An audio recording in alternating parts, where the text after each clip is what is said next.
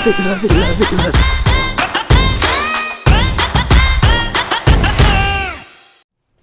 All right, guys, welcome back to another episode of Last Light Podcast. I got my boy DJ here. I'm Chad Davis, and we are going to interview or going to talk and learn a little bit more about the man to my right here, to your left, I guess, DJ Starling. And as DJ said, on a previous episode, we've known each other, what, buddy, about 8 months, Yep. maybe? Okay. In dog years, that's a long time, though. Yeah. Very long time. Yeah. We were just talking. We actually went to a little store here recently, a few minutes ago, and got us some sandwiches, and we were talking about things, and talking about age and all that good stuff. I've got a little more seniority, I guess, on DJ, and talking about talk about dog years. Man, I guess I am. I'm about 20, 30 years older than you in dog years. So. Yeah, you're near death. I am, man. I probably am. I feel like it some days. I tell my wife, I don't think I'm going to make it to 75. That's what I tell mine. I always tell her that I'm over that halfway mark. She's like, don't say that. Yeah, I know. That's why my eyes. Oh, she's like, you still have your insurance, right? You good insurance, but no. So we're going to talk to DJ, and we're going to get to know him better, and so that's what we're going to do, buddy. Because I'm super interested. You are, yeah, man, yeah. He's got be prepared. Yeah. He likes to tell me how interesting he is, and how much of a hunk he is, and all that good stuff, and that's me. Yeah. All righty. Hey, so let's get into it, brother. Tell me about yourself. Where were you born? Let's start there. Cool. I was actually born in Fort Payne, Alabama, but I tell people I was born and raised in Henniger, Alabama, which is only, for you people listening back home, y'all know that's 10 minutes away up on Sand Mountain. But I grew up in Henniger. My whole family is actually from Dothan, Alabama, which is down very bottom east corner. I see. I'm thinking Dothan, Georgia. That isn't that where they make the carpet? That's Dalton. Dalton, whatever. Yeah, okay. that's just across. That's actually across the line. But where I live at in Alabama is the northeast corner. I'm about, I don't know, from my house, I'm probably 15 minutes to Georgia and probably 25 to Tennessee. Okay. I'm in the very far northeast corner. Fort Payne, is that Alabama? That's okay. I knew I heard that. Yeah, I heard that in some song of theirs. With the Christmas and Dixie. Is it something like that? They have a ton of them. Don't they have Fort Payne? Maybe something like that. I don't know. My home's in Alabama. Yeah, okay. All right. Cool. So you're born in Alabama. You still live in Alabama, correct? Yep. You got a wife? I do. I think. No, I have a lovely wife. Her name is Carrie. She is a teacher by trade and a mom by, I guess, at night. She's the love of my life. She's my, we've talked about previously with yours. She's my rock. We've been married for 10 and a half years, about to be 11, coming up here pretty soon. Wow. So it's been awesome. Yeah. What grade does she teach? Currently she teaches first grade. First grade. Okay. She's got a better heart than I do, because I can't put up with all those. I was going to be an education major for a while. As I said, earlier, I switched up a bunch, and I had to substitute teach a little bit, and not me, man. I love it though. I love helping the kids, but. So I got 3 kids. 3 kids, okay. Yep. What names? I've got Henry, who is 6. I've got Hollis, who is 5. And then I have Hazley, the triple H's. I got Hazley, who is a fiery redhead 1-year-old. So she just turned 1, actually, not long ago. So Henry, Hollis, and Hazley. All right, I got to remember that. Have you taken any of them hunting yet? Oh, most definitely. And hopefully we can do a podcast later about that. But this was Henry's first year to hunt, and I'll spoil it, I guess, for everybody. He got to shoot his first doe this year, which was awesome. Sweet. He shot his first buck. Yeah. And then he shot his second doe, and his third buck, and his fourth buck. What? Or no, second buck and third buck. Yeah, he's killed 5 deer this year. Really? He's killed 3 bucks, and they've all been. I mean, the kid's just he's lucky. I mean, Yeah, we I'd walk say in the so. woods and a good deer walks out. Man, God, that's awesome. That is awesome. It's been awesome. Yeah, so obviously he didn't learn from you. I mean, It's passed on from somebody else. yeah, for sure. yeah.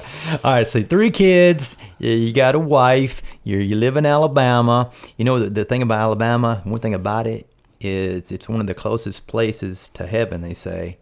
Because it's right below Tennessee or something like that. I don't know. That's a good thing to say or not. But no, it's all right. Let me ask you. So, have you always been a hunter? Yep. Grew up that way, and we could really go back and start with my dad. My dad has 2 brothers, and his dad, they were all hunters. Dad and his brothers back whenever they were, I guess, younger than me, they started out in South Alabama dog hunting. They did they run dogs. Oh, I thought you meant like they were dog hunting. they ran dogs a lot. And so literally I joke because about, I don't know, 7-8 years ago, Dad threw away 2 50-gallon drums full of horns because, I mean, back then there was no limit on bucks, and they just Really? they killed everything. Wow. And which obviously is not necessarily the best thing, but Dad always says the deer population has grown a ton since he was a kid. Yeah. So anyway, they've always had a background of hunting. I mean, some of my earliest memories is every year my uncles come up for dove season, opening day of Dove Day, and I can remember sitting with them, and I was basically the bird dog before I could tote a gun, or they'd give me a gun just so they could shoot my limit too. I mean, however, I don't know if that's politically correct or not, but and then I guess I've just hunted forever. I mean, I really don't remember when the beginning was. I think I shot my first doe at 8. I missed a few before I killed that one. The first deer I ever shot at was with a 410 slug, and I can remember practicing with that 410 slug, and I couldn't even hit a sheet of plywood with it, but it's like I might as well. Anyway. And then I reckon I was 9. I was sitting with my dad in Stevenson, Alabama. Never forget it. And we had a big 8 come in off site. We were sitting on the side of the mountain in a shooting house. Came off top of the mountain. I mean, literally walked up to about 50 yards from us. Dad's basically saying, "Get on him, shoot him, get on him, shoot him." He turns around, walks away. And Dad's like, "Look, it's now or never. Just put it on his butthole." I mean, if I can say that. Yeah. And he was like, "And shoot him." So I did, and it ran 50 yards and died. It was 139 and 3/8 inch 8-point. That's good for especially anywhere, but for Alabama, that is really good. It's a huge deer for Alabama, Yeah, and it was my very first buck. Wow. So people said I was ruined, and thankfully over the years I've been very fortunate to kill some deer bigger than that.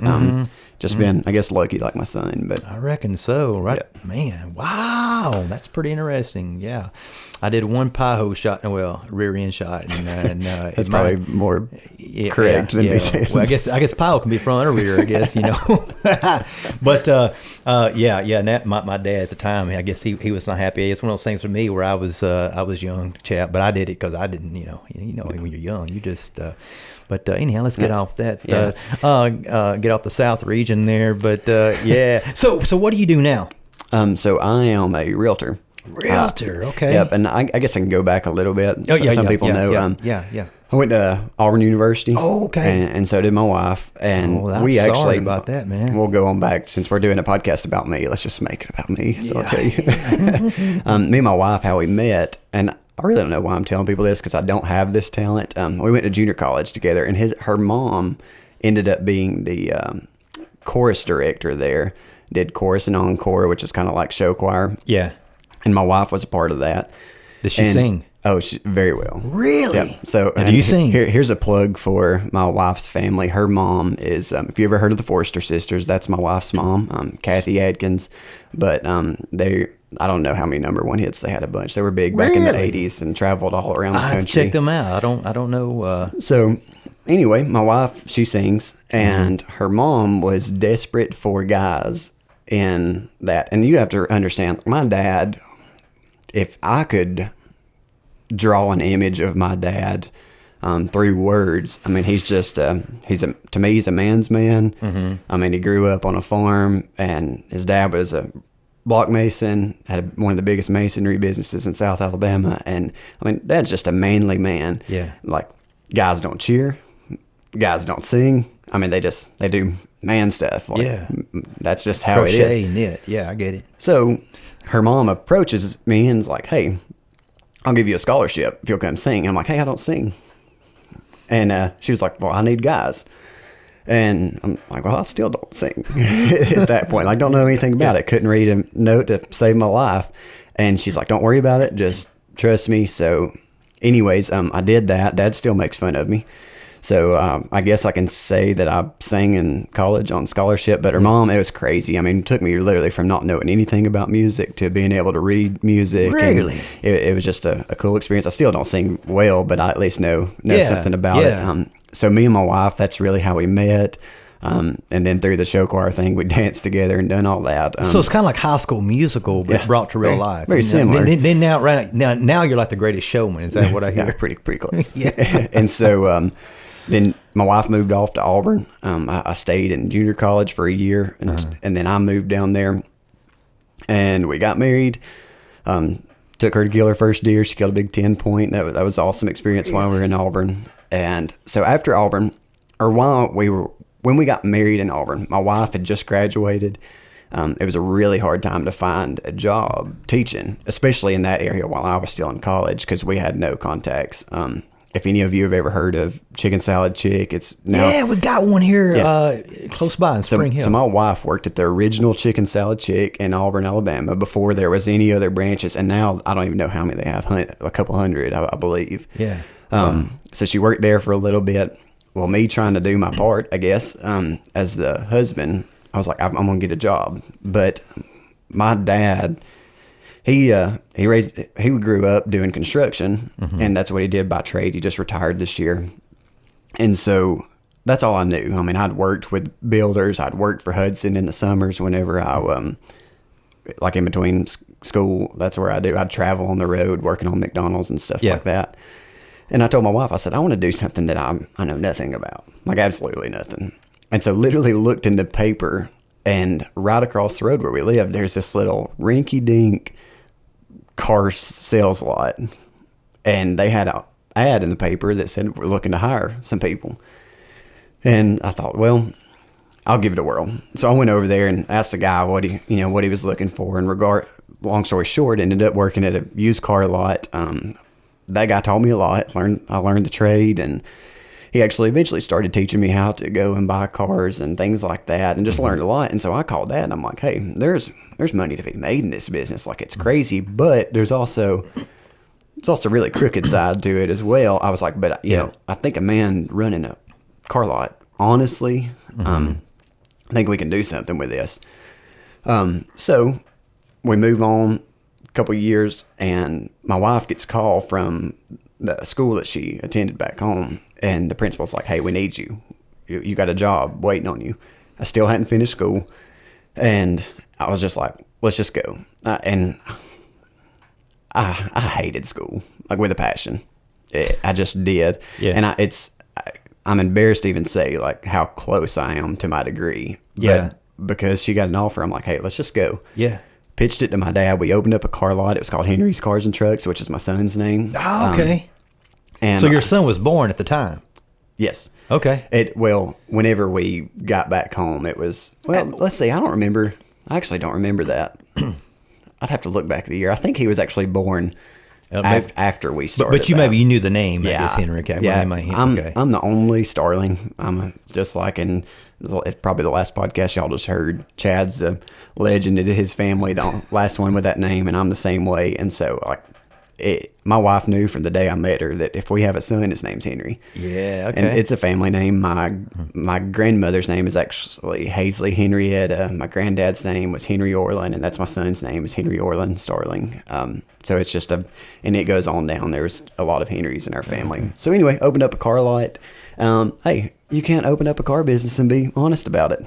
I mean, like, I'll just make them put. You cannot, is that really? Yeah, right. You can't be successful and be honest. Like, and the way we wanted to do that is like, okay, if I get a car for a really good deal, I don't want to make more than X amount of dollars on it. Like, I want to give the customer a good deal if I get one. So I don't want to be making $6,000 on a $10,000 car. Like, I just don't. I can't sleep at night doing that.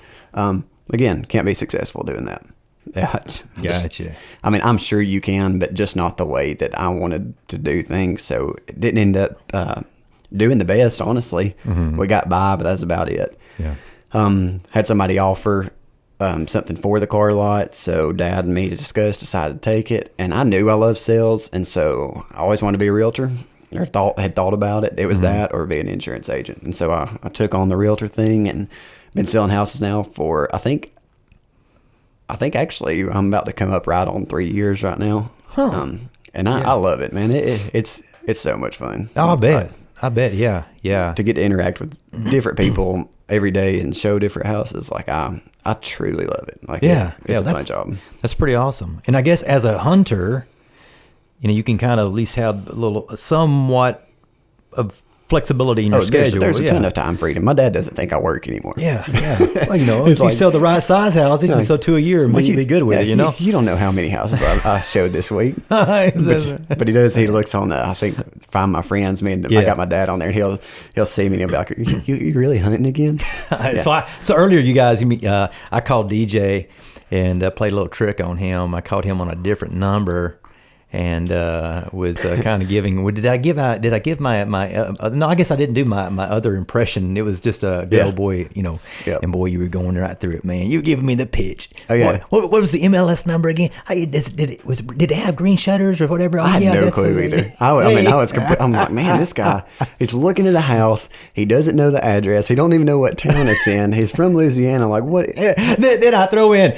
Oh, is that you in the picture? Oh yeah, man, you a good looking dude. It's probably not me. Is what I said. And then finally he said a word that I recognized was a Chad word. And whenever he said that, I was yeah. It was a possible podcast word. Is that what it was? I was mad. Yeah. You just wasted so much energy. Oh man, I could tell you, because I used to sell cars back in the day too for Jones Motors in Savannah. Literally, I promise I did. Yeah, everything. Everything we've done it all. Because it was right before I was sitting there. Now because I'll do one quick segue. So I got just so bored. I mean, I enjoyed it, but you're right. I got addicted to popcorn. I mean, seriously, I was like a popcorn anonymous guy, because we had a big popcorn machine, and you sit there and all day long I ate popcorn. That's all.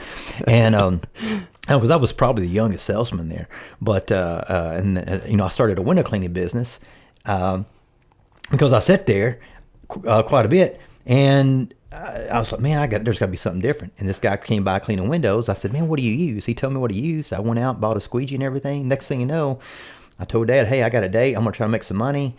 And I went to town. I started working at learning how to do cleaning windows. And I started a window cleaning business by watching a guy, while I was trying to sell cars. So my car selling days didn't last long. But so let's get back to you.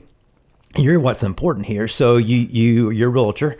You are also you do the video editing for Within Range. That's right. Which if you guys check out his hat right there, WR, it doesn't stand for like wild.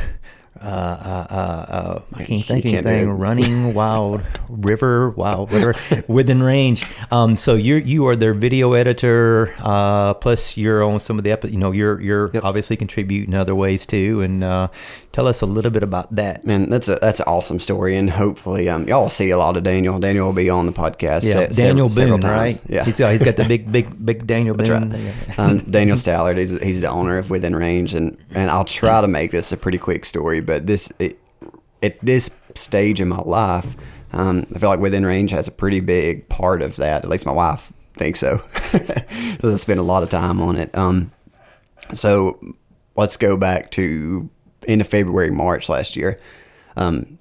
Daniel and Ashley own Within Range Outdoors. It was Within Range with Daniel and Ashley. That was them. And then Wyatt's helped them out a bunch. And so it was kind of those three as the owners. And they decided, like, hey, to have 13 episodes, we can't do this by ourselves. We need to hire some guys in. They opened up field staff, hired a couple of guys in for field staff. And my buddy Jabo, one of my good friends, one of my best friends, he saw, I guess, the post, but after they had closed the application process.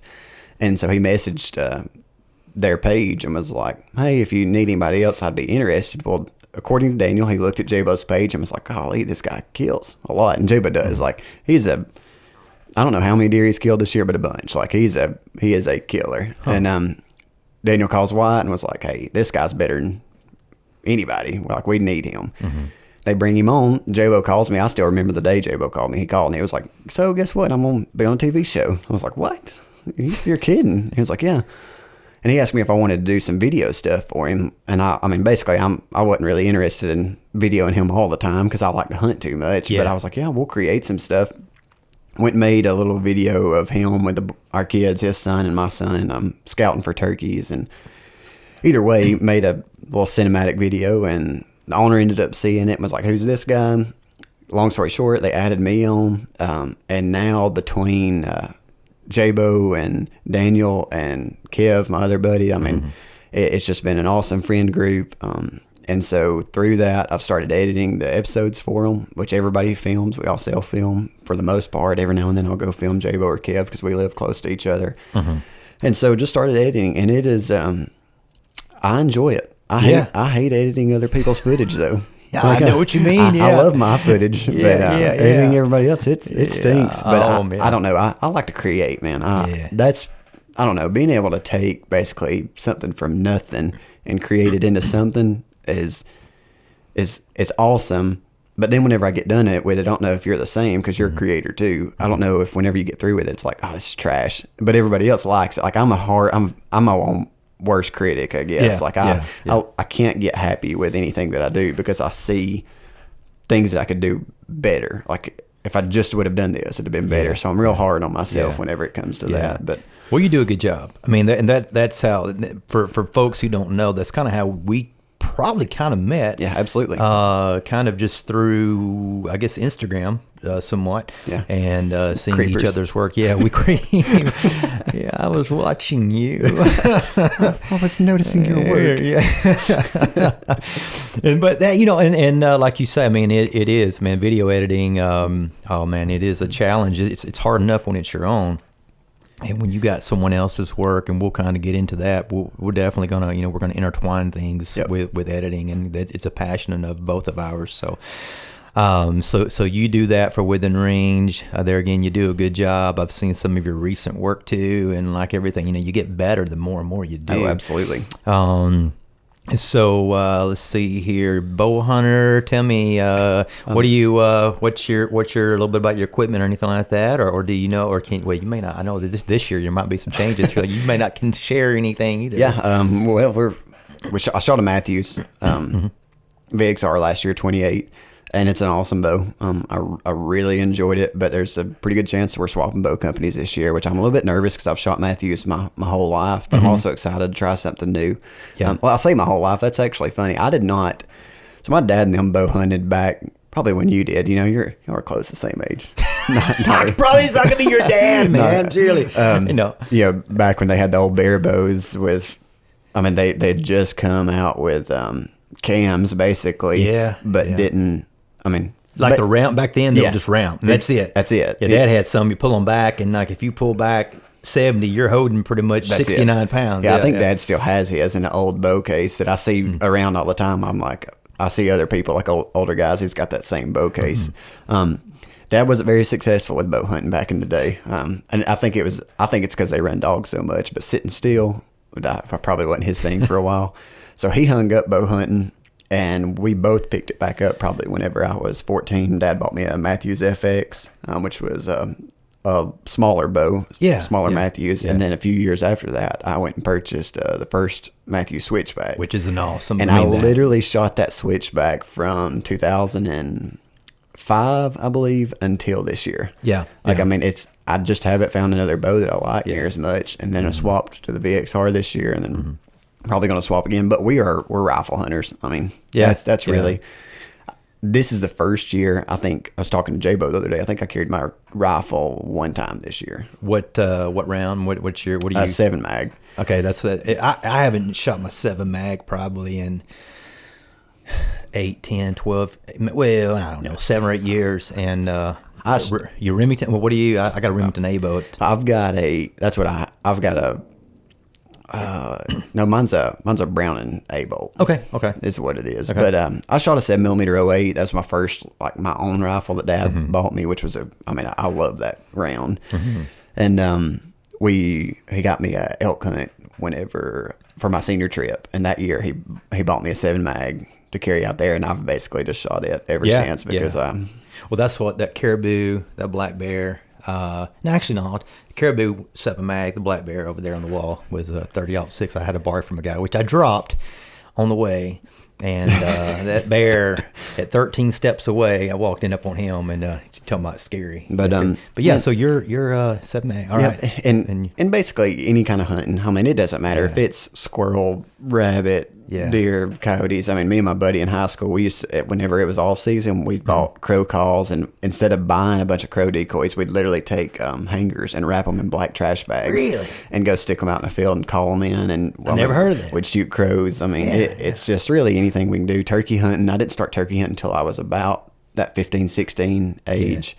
And then a few years ago, we lost one of our leases that I'd had since I was a kid, and that was probably, I don't know, gosh, I say a few years, it's probably been 9 years ago or so now. And so at that point, I could never find a lease that I liked. And so I picked up duck hunting, and then just become a avid duck hunter. I mean, I love to duck hunt. Love it. You got to teach me. I if my wife, she would kill me if I really got don't get into it. Yeah, I told you the other night, I've taken one duck, and I got him mounted, and that was... It's okay. I've hunted for like 9 years, and that's about how many ducks we kill in Alabama.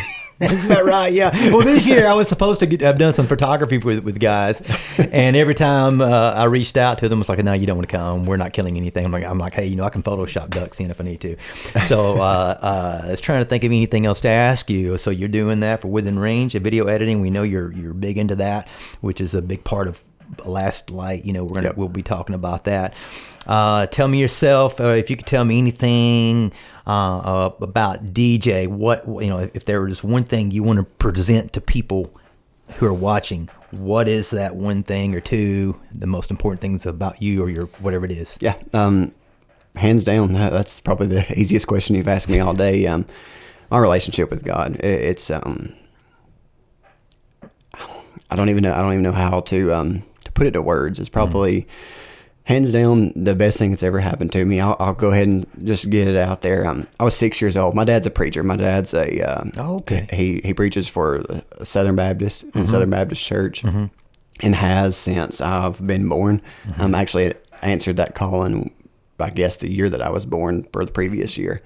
Probably one of my biggest testimonies of my life is to know just that my dad has prayed for me every day of my life. Probably one of the I get emotional thinking about it because it's so I don't know, it's awesome to know that there's been a man in my life that's just poured out into me like that. And so at a young age, I felt the Holy Spirit prick my heart. 6 years old, and I knew what that calling was. I'll never forget it. We were on P Ridge in Henniger at a renter house. We were building the house that my parents still live in to this day, and Dad always made me take a nap on Sundays, and like I'm laying there in bed and I know what's going on. I went there and told him, and so I was able to. Dad just picked me up, grabbed his Bible, and went through the Word and led me to the Lord. And there's been times in my life since then, like I always knew that I was saved, but there's been times that, just like anybody, we fell away, and I rebelled a lot, did a lot of things that I regret, that I don't even want to talk about because it's not important, because it's the past. But really, about the time my son was born, 6-7 years ago, God really got a hold of me again. Placed a calling on my heart for youth. I took over the youth at our church. I've been doing that ever since, and it's I tell you, like I loved my wife whenever we got married, but I was not very close to God at the time. But the closer I get, the farther on I go in my relationship, and getting up and spending that time with God every day, the farther I go in life, the more I love my wife, the more I love my kids, and the more I have love for other people. And so who is DJ Starling?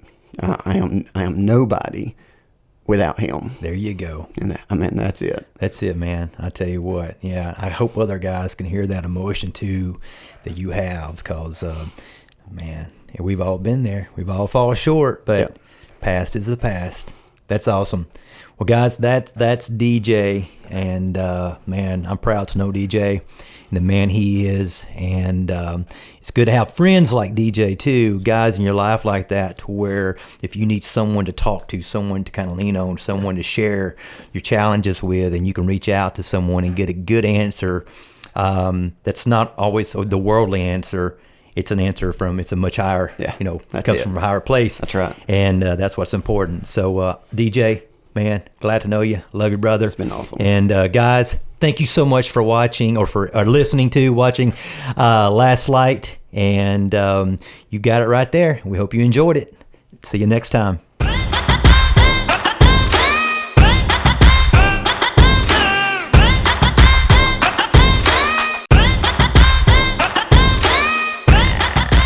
I love it, love it, love it, love it, love it.